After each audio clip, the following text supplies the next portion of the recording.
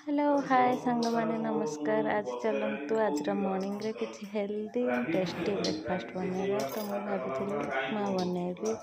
उपमा देखु फुलकोबी आलू गाजर काटी देन पियाज भी कटा होगा। ग्रीन मटर भी हल्का कड़े हल्का तेल पकई जीरा पकई दिखाँ।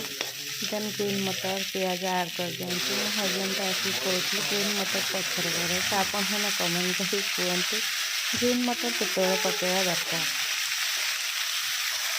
देन परिवा को भल से सतुली सारा सतुलिया किसी समय छाड़देली।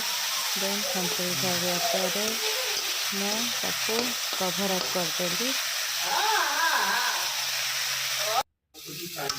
हाँ आमर हाफ फ्राए बर्तमान हो सारी। देन मुझे आउ टे सतुलिया को छाड़देली। सतुली सारापर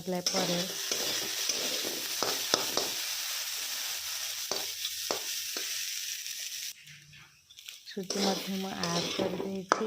आप कहतु सहर रे गाँव कौन कि गाँव रे उपमा भूसंग पत्र बाड़ी था।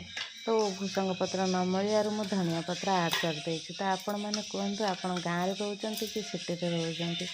सिटी किसी जिनस बनवाक प्रथम तार सामान आनी पाखरे रखा पड़े ना। कौन मु मिछ कहली ना सत। ये देखो उपमा रेडी। उपमा को डालमा हजबैंड कहते